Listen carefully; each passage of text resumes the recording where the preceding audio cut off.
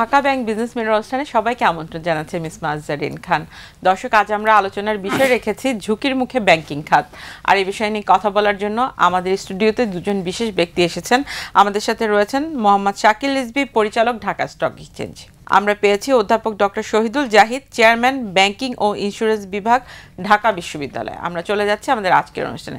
আপনাদের দুজনকে স্বাগত আমাদের অনুষ্ঠানে আসার জন্য। আমরা সাম্প্রতিক সময় দেখছি যে ব্যাংক খাতের পরিবর্তন নিয়ে এর আগেও বাংলাদেশ ব্যাংকের গভর্নর বলেছিলেন এবং বলছিলেন যে আস্তে আস্তে করে একটু একটু করে ব্যাংকগুলো ঝুঁকি কাটিয়ে ওঠার চেষ্টা করছে। সাম্প্রতিক সময়ে আমরা বিভিন্ন নিউজের পাতায় দেখলাম যে গভর্নর সাহেব নিজেই বলছেন যে ব্যাংক খাত ঝুঁকির মধ্যে রয়েছে এবং ব্যাংকগুলো খারাপ দিকে যাচ্ছে।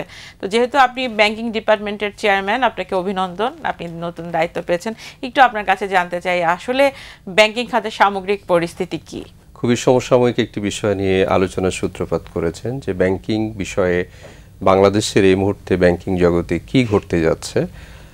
আমরা যেটা দেখছি যে পট পরিবর্তনের পর থেকে ইনফরমেশনগুলো যখন ডিসক্লোজার হওয়া শুরু হলো, তখন থেকে মূলত জনগণ জানতে পারলো যে বাংলাদেশের ব্যাংকিং খাত তথা সামগ্রিক অর্থনীতি বিশেষভাবে ঝুঁকির মুখে পড়ে গেছে। 5ই আগস্ট পট পরিবর্তনের পরপর সবচেয়ে প্রথম যেটা আমরা দেখতে পেলাম যে নতুন সরকার, অন্তর্বর্তী সরকার, তারা দায়িত্ব নেওয়ার পরপরই বেশ কয়েকটি ব্যাংকের পরিচালনা পর্ষদ ভেঙে দিলেন এবং সেগুলো পুনর্গঠন করে দিলেন। পুনর্গঠিত পরিষদ যখন তারা দায়িত্ব নিলেন, নেওয়ার পরই কিন্তু যে এই প্যান্ডোরার বাক্স, যত দুঃসংবাদ আছে ব্যাংকিং রিলেটেড, এ সমস্ত কিছু জনগণের সামনে আপনাদের মাধ্যমে, সাংবাদিক, প্রিন্ট বা ইলেকট্রনিক মিডিয়া, তাদের মাধ্যমে কিন্তু জাতির সামনে উন্মোচিত হলো। সবচেয়ে বড় যে সমস্যাটা আমরা দেখতে পেলাম সেটা যে ফাইন্যান্সিয়াল স্টেটমেন্ট বা আর্থিক বিবরণী, সেখানে ইতিপূর্বে যা দেখানো হয়েছিল তার সাথে বাস্তবতার বিন্দুমাত্র কোনো মিল আমরা দেখতে পাচ্ছিলাম না। আমরা পুনর্গঠিত পর্ষদগুলো যখন দায়িত্ব নিল, তারা ইন্টারনাল অডিট নতুন করে করা শুরু করলো। বাংলাদেশ ব্যাংক তারা ইন্টেন্সিভ অডিট করলেন এবং বিদেশি 2টি অডিট ফার্ম, বিশেষ করে কেপিএমজি এবং আর্নেস্ট ইয়াং, তাদের মাধ্যমে এই সমস্ত দুর্বল ব্যাংকে কিন্তু পুনরায় অডিট করা হলো। এই পুনরায় অডিটের যে রিপোর্ট, সেটা খুবই ভয়াবহ চিত্র আমাদের সামনে আসলো। কোনো একটি ব্যাংকের কথাই যদি বলি, এটা সঠিক ইনফরমেশন যে একটি ব্যাংকের নন পারফর্মিং অ্যাসেট, পূর্বের যে ইনফরমেশন সেটা ছিল অ্যারাউন্ড 4% নন পারফর্মিং লোন, কিন্তু এই ইন্টেন্সিভ অডিটে যখন আমরা দেখলাম, ফরেন্সিক অডিট বলা হচ্ছে, সেখানে এসে দেখা গেল কোনো ব্যাংকের ইভেন 95% নন পারফর্মিং লোন। এই সমস্ত ব্যাংকের ইনভেস্টমেন্ট টু ডিপোজিট রেশিও, বিশেষ করে ইসলামী ঘরানার যে ব্যাংকগুলো, তারা কিন্তু প্রচলিত বিধান অনুযায়ী 100 টাকা আমানতের বিপরীতে 92 টাকা সর্বোচ্চ ঋণ দান করতে পারে। কিন্তু কোনো ব্যাংকে আমরা এটাও দেখেছি যে 100 টাকা আমানতের বিপরীতে তারা 120 টাকা, 15 টাকা, 25 টাকা পর্যন্ত তারা ঋণ প্রদান করেছে। তাহলে স্বভাবতই প্রশ্ন জাগে যে তাহলে ঋণদানযোগ্য তহবিল যদি সর্বোচ্চ 92 টাকা হয়, তাহলে তারা কোন এখতিয়ার বলে, কোন বিধিবিধান বলে, কোন সক্ষমতার বলে তারা 120 টাকা পরিমাণ তারা ঋণ দান করতে পেরেছে? আপনি জেনে অবাক হবেন, আমরা বেসেল 3 এর যে প্রচলিত ক্যাপিটাল অ্যাডিকুয়েসি রেশিও, সেই বেঞ্চমার্কে আছি, যেখানে আমাদের 12.5% ক্যাপিটাল অ্যাডিকুয়েসি রেশিও এটা মেইনটেইন করার কথা। কিন্তু আমাদের অনেক ব্যাংক আছে, তারা তো এই 12.5% তো দূরের কথা, অনেক ব্যাংকের ক্যাপিটাল নেগেটিভ যদি হয়, তাহলে সেই ব্যাংকের যারা শেয়ার হোল্ডার, তাদের শেয়ারের ভ্যালু কিন্তু নেগেটিভ হয়ে গেছে। তার চেয়েও বড় কথা যে আমরা যেটা দেখতে পাচ্ছি যে ডিপোজিটররা তারা ব্যাংকে লাইন দিয়ে দাঁড়িয়ে আছে, এটিএম বুথগুলোতে টাকা নেই, চেকগুলো ডিজনার হচ্ছে, বিদেশি বিনিয়োগকারীদের অথবা যে সমস্ত এলসি ওপেন করা আছে ইতিপূর্বে, এগুলো কিন্তু অনার করতে পারছে না। বাংলাদেশ ব্যাংক নতুন করে টাকা ছাপিয়ে দিচ্ছে।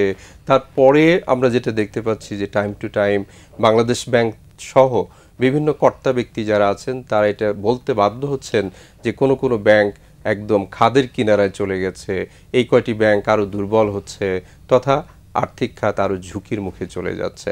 বাংলাদেশের ব্যাংকিং খাতের সামগ্রিক চিত্রটা এই যে আমরা এই মুহূর্তে ডিপোজিটরদেরকে ডিপোজিট অনার করতে পারছি না, ফেরত দিতে পারছি না, নতুন কোনো বিনিয়োগ সেভাবে যাচ্ছে না, তারল্য সংকটেও আছে অনেক ব্যাংক, আবার কিছু ব্যাংক আছে তারল্যে আধিক্য দেখা দিচ্ছে।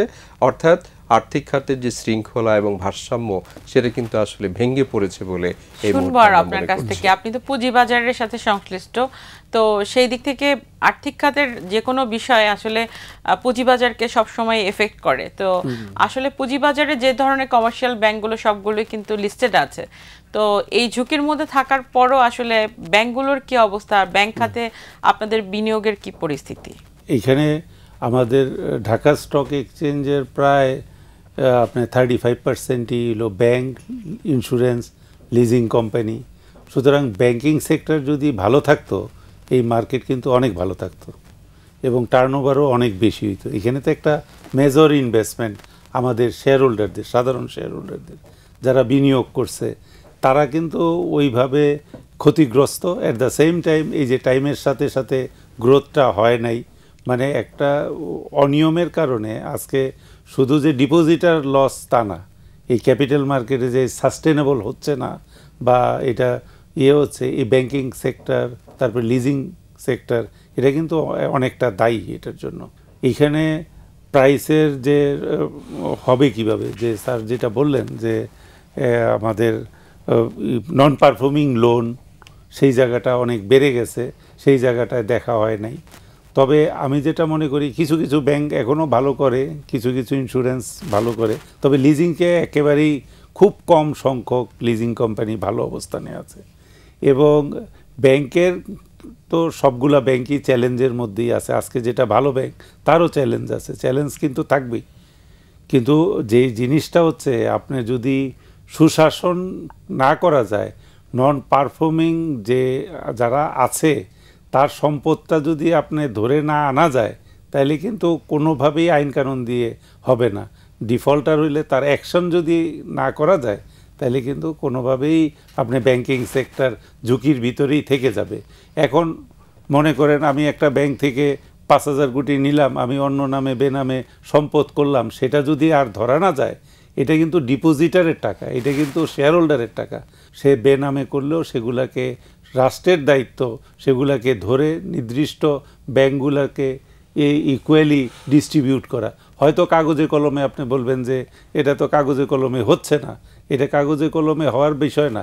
এতগুলা ব্যাংক, এতগুলা মানুষের ডিপোজিট, এতগুলা কর্মকর্তা কর্মচারী, সেই সাথে শেয়ার হোল্ডার, সুতরাং এটা তো একেবারে সিরিয়াসলি ধরা উচিত এবং যারা করেছে তাদের যত প্রকারের সম্পদ আছে সেগুলা প্রশ্নের মধ্যে আনা উচিত। সেটা বেনামে থাকুক, নামে থাকুক, যেভাবে থাকুক। কেন মিল, ফ্যাক্টরি, জমি জামা অনেক কিছু আছে, হয়তো কাগজে কলমে দেখা যাবে ধরতে গেলে এটা তার নামে না অন্য নামে আছে, কিন্তু এন্ড অফ দ্য ডে এগুলো কিন্তু ডিপোজিটারের টাকা, এন্ড অফ দ্য ডে এটা কিন্তু শেয়ার হোল্ডারের টাকা এটা, এবং কর্মচারী কর্মকর্তাদের পরিশ্রমের টাকা। সুতরাং এটা কিন্তু একটা দায়।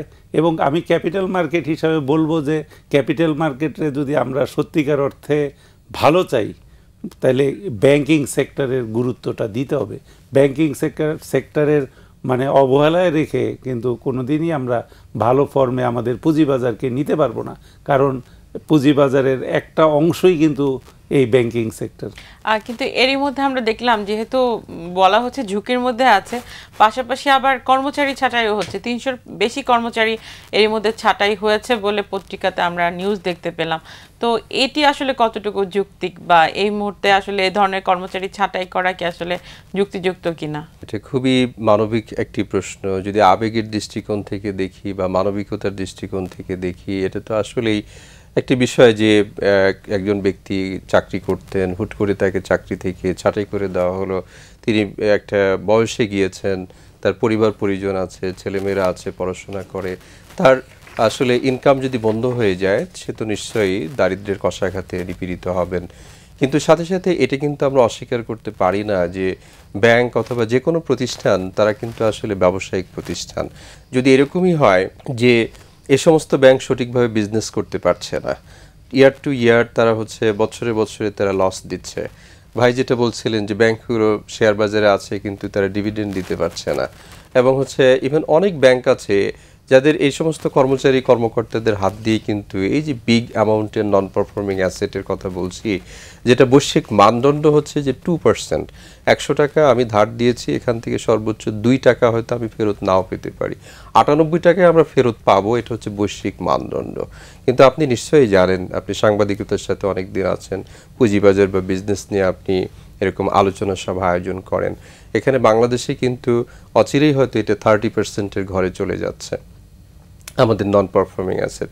সুতরাং সার্বিক দিক যদি আমি বিবেচনা করি যে একটি প্রতিষ্ঠান তার টিকে থাকার স্বার্থেই হয়তো যেহেতু প্রফিট করতে পারছে না, তারা রেভিনিউ জেনারেট করতে পারছে না, রিকভারিটা কম, নতুন করে ডিপোজিট আসছে না, অর্থনৈতিক স্থবিরতা, তাহলে এই প্রতিষ্ঠান আসলে কিভাবে এই সমস্ত কর্মচারী কর্মকর্তাদেরকে বেতন ভাতা দেবে? কিন্তু এই যে প্রবলেমগুলো তো একদিনে তৈরি হয়নি, দীর্ঘ সময়ের ধারাবাহিকতায় আমরা আজকের পরিস্থিতি দেখছি। এবং যেটি গভর্নর সাহেব এক্সপ্লেন করলেন যে আসলে চাচ্ছিলাম আমরা ব্যাংকগুলোকে একটি দীর্ঘমেয়াদী প্রক্রিয়ায় ভালোর দিকে নিয়ে যেতে, এবং সেটি 1-2 বছরের সম্ভব না, এটি একটি ধারাবাহিক প্রক্রিয়ার মাধ্যমে সেটি ঠিক হবে। কিন্তু এই মুহূর্তে আসলে এই বিষয়গুলো নিয়ে আরও আমি বলবো, তবে আমাকে একটু বিরতিতে যেতে হচ্ছে, বিরতির পর আবারও ফিরছি। দর্শক, আমরা একটি বিরতিতে যাচ্ছি, বিরতির পর আবারও ফিরছি ঢাকা ব্যাংক বিজনেস মিরর অনুষ্ঠান। বিরতির পর আবারও আমন্ত্রণ জানাচ্ছি ঢাকা ব্যাংক বিজনেস মিরর অনুষ্ঠানে। তারল্য সংকট তো আমরা দেখছি যে পুঁজিবাজারের প্রকট, এবং বিনিয়োগকারীরা ভালো শেয়ার বলতে ব্যাংকের শেয়ারকেই সবসময় ফান্ডামেন্টাল শেয়ার হিসেবে কাউন্ট করতো।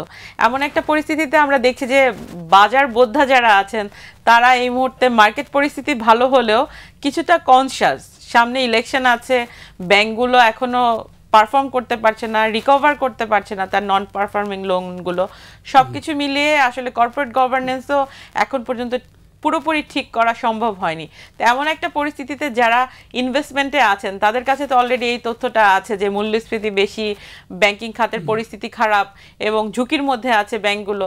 তো তারা আসলে কোন ডিসিশন নিবে বা কেমন ধরনের সিদ্ধান্তের দিকে যাবে? ঝুঁকিটা আগে মিনিমাইজ করতে হবে, এবং এর ভিতরেও আপনার কিছু কিছু ব্যাংক কিন্তু ভালো প্রফিট করছে, যারা মানে কমপ্লায়েন্সের দিকে বেশি নজর দিছে, সুশাসনের দিকে যে সমস্ত ব্যাংক, বিদেশি ব্যাংকও তারাও কিন্তু 1000 কোটি টাকার উপরে লাভ করছে। যে সমস্ত ব্যাংক মানে কোনো সুশাসন নাই, লোন দিছে, লোন কিভাবে আসবে নাই, সেইখানে কিন্তু প্রবলেমটা। যদি সুশাসন নিশ্চিত হয়, ব্যাংক কিন্তু সবসময় কনফার্ম বিজনেস করে, এলসিতে মার্জিনে টাকা কাটে, তারপরে ডিপোজিটের সাথে স্প্রেড আছে, লোন দিলে 3%, ব্যাংক কিন্তু কখনো লসের বিজনেস করে না। এখানে যেটা হচ্ছে নন পারফর্মিং, টাকা ফেরত না দেওয়া, সেই জায়গাটাতে কিন্তু ভালো করে কাজ করতে হবে। সেই জায়গা যদি করে, আমি মনে করি ব্যাংকিং সেক্টরে যেরকম আপনার হতাশা আছে, এবং যদি আপনি সুশাসন আনেন তাহলে আবার আশার বাণীও আছে। যেমন মনে করেন একটা খারাপ ব্যাংক, তার যে নেটওয়ার্ক, তার যে ব্যাংকের যে ব্রাঞ্চ সেট আপ, এটা কিন্তু একদিনে হয় নাই। এই সেট আপ করতেও কিন্তু 5000 কোটি টাকার দরকার। আপনি আবার একটা ব্যাংকে নষ্ট করাও কিন্তু খুব সোজা। তাহলে এই সেট আপটা একটা সময়ের ব্যাপার, একটা ইনভেস্টমেন্টের ব্যাপার, সেগুলো তো তাদের আছে। কিন্তু এখন তার রিকভারি এবং আস্থার জায়গা, সুশাসনের জায়গা, সেটা ঠিক করতে হবে। এবং অতিরিক্ত মনে করেন যে খরচ, সেগুলোর ব্যয় কিছুটা কমিয়ে আনতে হবে, সংকোচন করতে হবে। কিন্তু আমরা দেখে থাকি যে যদিও গভর্নর সাহেব বলছেন যে ব্যাংকগুলোতে আসলে আমলাতান্ত্রিক জটিলতা বা রাজনৈতিক দিক থেকে আগের সময়গুলোতে যেভাবে সিদ্ধান্ত নেওয়া হতো এখন আর সেগুলো হবে না, কিন্তু গভর্নমেন্টের পথ পরিক্রমায় আমরা সবসময় দেখি যে ইলেকশনের পরে যেই ক্ষমতায় আসে সে তার সিদ্ধান্তগুলো তার মতো করে বদলায়। তো অতীতের অভিজ্ঞতা থেকে আগামীর পরিকল্পনায় আসলে আর্থিক খাতের সুশাসন কি ফিরিয়ে আনা সম্ভব হবে? কারণ পরিচালনা পর্ষদ বেশিরভাগই তো রাজনৈতিক বিবেচনায় আসে, এবং পরবর্তী প্রেক্ষাপটে দেখা যায় যে পরিচালকরাই ব্যাংক থেকে অর্থ উত্তোলন করে এই নন পারফর্মিং লোনের পরিমাণ বাড়িয়ে দেয়। তাহলে সেটি আসলে কিভাবে সম্ভব হবে? আপনি আপনার প্রশ্নের মধ্যেই বা ধারাবাহিকতা যেটা দিয়েছেন এর মধ্যেই কিন্তু উত্তরটাও আসলে লুক্কায়িত আছে। আপনি নিজেই বলেছেন যে কোনো একটা ইলেকশনের পরে, নির্বাচনের পরে সাধারণত অর্থনীতি চাঙ্গা হয়, ব্যাংকিং ব্যবস্থায় সেখানে পরিচালনা পর্ষদে পরিবর্তন আসে। কিন্তু উদ্দেশ্যটা আসলে সৎ না অসৎ সেটা দেখতে হবে। ইতিপূর্বে আমরা কিন্তু এটাও দেখেছি যে কোনো একটি পরিবারকে বিশেষ সুবিধা দেওয়ার জন্য ব্যাংকিং যে পরিচালনা আইন আছে সেখানেও কিন্তু পরিবর্তন আনা হয়েছে। তো সুতরাং কোনো ব্যক্তি, কোনো একটা গোষ্ঠী এদেরকে বিশেষ সুবিধা দেওয়ার জন্য যদি সরকারের সর্বোচ্চ পর্যায় থেকে আইন সংশোধনের মতো একটা ঘটনা ঘটে, তাহলে কিন্তু জনগণ আর আস্থা পায় না। আমাদের যেটা উচিত সেটা কিন্তু আসলে দেশের স্বার্থে, জনগণের স্বার্থে যে কোনো আইন প্রণয়ন করা। সুশাসন ফিরিয়ে আনার জন্য যেটা হতেই হবে সেটা হচ্ছে যে বর্তমানে যেটা ব্যাংকিং প্রবিধি যেটা আছে সেখানে পরিচালকদের মধ্য থেকে স্বতন্ত্র পরিচালক যারা, তারা শুধুমাত্র হয়তো 15 জনের মধ্যে 3 জন হতে পারে। কিন্তু এটা ভবিষ্যতের জন্য যেটা রিকমেন্ডেড হতেই পারে সেটা হচ্ছে যে ভবিষ্যতের পরিচালনা পর্ষদগুলোতে অধিকাংশ যাতে হচ্ছে দক্ষ এবং সুশিক্ষিত এবং যাদের মেরুদণ্ড সোজা করে কথা বলতে পারেন, যে কোনো রাজনৈতিক চাপ মোকাবেলার মতো তাদের সৎসাহস আছে, এরকম ব্যক্তিবর্গের সমন্বয় এবং তাদের সংখ্যা যাতে পরিচালনা পর্ষদের মোট পরিচালকের অর্ধেকের বেশি যাতে হয় এবং হচ্ছে audit committee, risk management committee বা এক্সিকিউটিভ কমিটির মতো যে গুরুত্বপূর্ণ কমিটিগুলো আছে সেখানে যাতে এই সমস্ত যারা স্বতন্ত্র পরিচালক তাদের মধ্য থেকে আসতে পারে। অতীতে আমরা যেটা দেখেছি সেটা হচ্ছে সুশাসন নিশ্চিত না করে অনিশ্চিত করে ফেলেছে। সেটা হচ্ছে যে ম্যানেজমেন্ট, সরকারি যারা হচ্ছে নিয়ন্ত্রণকারী কর্তৃপক্ষ, ইভেন যারা কর্মচারী কর্মকর্তা অথবা হচ্ছে যারা বিনিয়োগ গ্রহণকারী, এরা কিন্তু যোগসাজশে আসলে ব্যাংক থেকে এ সমস্ত অর্থ কিন্তু নিয়ে গিয়েছে। ধন্যবাদ জানাই যে বর্তমান প্রশাসনে যারা আছেন, বিশেষ করে গভর্নর সাহেব এবং হচ্ছে অর্থ উপদেষ্টা, ওনারা নিরলসভাবে চেষ্টা চালিয়ে যাচ্ছেন। কিন্তু চেষ্টার মধ্যে এক ধরনের আমরা কমতি বা দুর্বলতা এটা দেখতে পাই যে আসলে সমন্বিত প্রচেষ্টাটা আমরা দেখতে পাইনি। প্রথমত এসে যেটা বলা হলো যে 2টি বড় ইসলামিক ধারার ব্যাংক হবে, একটা যে ইসলামী bank Bangladesh as it is এবং অন্যান্য ইসলামী ব্যাংকগুলোকে ভেঙে একটা একীভূত আরেকটি প্যারালাল বা কম্পিটিটিভ যাতে হয় সেই ধরনের বড় একটি ইসলামী ব্যাংক করা হবে। এখন কিন্তু আমরা দেখতে পাচ্ছি যে না, ইসলামী ব্যাংক এই মুহূর্তে 10টি ফুল ফ্লেজড ইসলামী ব্যাংক আছে। ইসলামী ব্যাংক বাংলাদেশ যদি একটি ব্যাংক হয় তাহলে এর বাইরে তার 9টি ব্যাংক আছে। তাহলে 9টি ব্যাংককে একত্রিত করার একটা পরিকল্পনা ইতিপূর্বে আমরা শুনেছিলাম, কিন্তু এই মুহূর্তে আমরা শুনতে পাচ্ছি যে হয়তো 5টি ব্যাংক তাদেরকে একত্রিত করা হবে। তারপরে আসুন, যখন পর্ষদগুলো পুনর্গঠন করে দেওয়া হলো, লিকুইডিটি ক্রাইসিস, ডিপোজিটরদেরকে টাকা দিতে হবে, জনগণ হা হুতাশ করছে, তখন কিন্তু কর্তা ব্যক্তিরা অনেকেই বলেছিলেন ব্যাংকগুলো বন্ধ হয়ে যাবে এবং এ সমস্ত ব্যাংক দুর্বল হয়ে যাচ্ছে। তাদের এ ধরনের কথার কারণে কিন্তু আসলে ডিপোজিটররা ওই মুহূর্তে আস্থা সংকটে ভুগেছে এবং তারা কিন্তু প্রথমে যে লিকুইডিটি ক্রাইসিসটাকে ম্যানেজ করার জন্য লিকুইডিটি গ্যারান্টি স্কিম দিল, যে কিছু কিছু ব্যাংকে যারা লিকুইডিটি এক্সেস আছে তাদের কাছ থেকে এই গ্যারান্টি স্কিমের আওতায় এই দুর্বল ব্যাংক তারা হচ্ছে তারল্য সহায়তা নেবে। কিন্তু এটা কিন্তু আসলে খুব বেশি টেকসই হয়নি। আমরা এটাই দেখেছি যে তারল্যে যারা উদ্বৃত্ত আছে তারা কিন্তু এই সমস্ত ব্যাংকের সহযোগিতা করেনি। আর সর্বশেষ যে পরিকল্পনা সেটা হচ্ছে বাংলাদেশ ব্যাংক টাকা ছাপিয়ে এ সমস্ত দুর্বল ব্যাংকে কাউকে হয়তো 5,000 কোটি টাকা, কাউকে 10,000 কোটি টাকা, কাউকে 3,000 কোটি টাকা এভাবে দিয়ে দেওয়া হয়েছে। কিন্তু এখানেও কিন্তু একটি তথ্য কিন্তু আসলে লুক্কায়িত আছে। এই টাকাগুলো কিন্তু খুব বড় ধরনের সুদের হার আছে, শতকরা 10 ভাগ এবং হচ্ছে 10 ভাগ সুদে এ সমস্ত প্রবলেম রাইডেন লিকুইডিটি ক্রাইসিস ব্যাংককে ধার দেওয়া হয়েছে। সুতরাং এই সমস্ত ব্যাংক তো অলরেডি মানে লিকুইডিটি ক্রাইসিসে আছে। সুতরাং বাংলাদেশ ব্যাংক তথা সরকার যে লিকুইডিটি সাপোর্ট দিচ্ছে তার উপরে সুদ চার্জ করছে।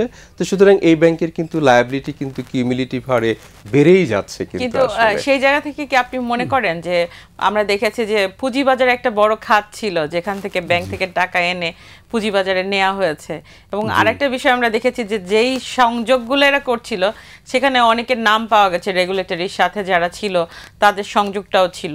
তো এমন একটা পরিস্থিতিতে আসলে আর্থিক খাতের অবস্থা পরিবর্তনের জন্য এই মুহূর্তে গভর্নমেন্ট কি করতে পারে বা কোনো পরামর্শ আছে কিনা যে সাথে সাথে পুঁজিবাজার সংস্কারেও কাজে আসতে পারে আর কি? জি জি, এরকম প্রবলেম অন্য পৃথিবীতে অন্য দেশেও অনেক সময় হয়েছে এবং আমাদের দেশেও কিন্তু একবার একটা ব্যাংক বিসিআই ছিল, সেটা কলাপস করছিল। এখন যেটা ইস্টার্ন ব্যাংক, এটা আগে ছিল বিসিআই, বিদেশি ব্যাংক, ওইটাও এইভাবেই কলাপস করছিল। কলাপস করার পরে তারা এই টাকা দিয়ে তারপরে কিন্তু ওই ব্যাংকটা আবার ঘুরে দাঁড়াইছে। এখন ঘুরে দাঁড়াইতে হইলে প্রথমে একটা সাপোর্ট লাগবে, হয় বিদেশি বিনিয়োগ আনতে হবে অথবা লোকাল নিয়ে তারপরে সেটার সুশাসন, একেবারে কঠিন সুশাসন, এবং যারা টাকাগুলা নিয়ে গেছে সেটা নামে হোক বেনামে হোক, এটা রাষ্ট্রের কিন্তু পাশে দাঁড়াইতে হবে, এই ব্যাংকগুলোর পাশে, মানে আইন টাইন দিয়ে সেগুলো উদ্ধারের কাজও চলতে হবে, আস্থার জায়গা ফিরাইতে হবে।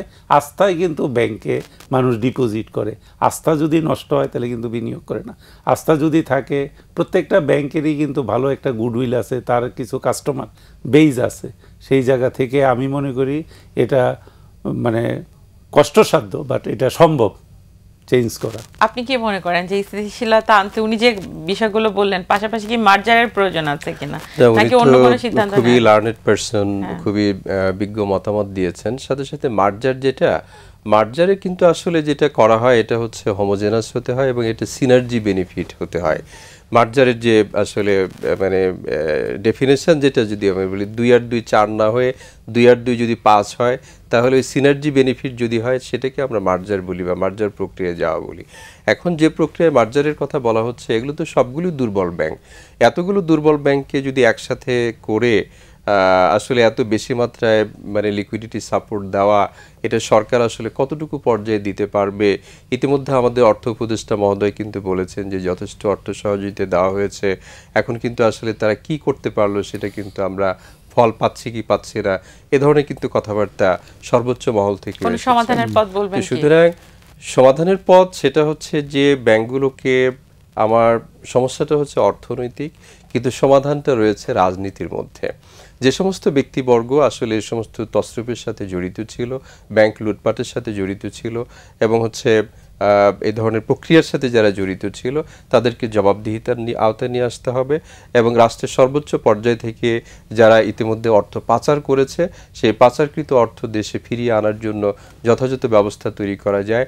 আরেকটা বিষয় সেটা হচ্ছে অ্যাসেট ম্যানেজমেন্ট কোম্পানি করা যেতে পারে, যেখানে কিনা এই সমস্ত দুর্বল ব্যাংকগুলোর এই নন পারফর্মিং অ্যাসেট যেগুলো আছে সেগুলো তাদের কাছে সেল করা এবং হচ্ছে নতুন করে এখানে ফ্রেশ মানে স্টার্ট যেটা বলি আমরা, নতুন করে যদি আমরা স্টার্ট করতে পারি, একেবারে বন্ধ করে দেওয়া কোনো সমাধান না।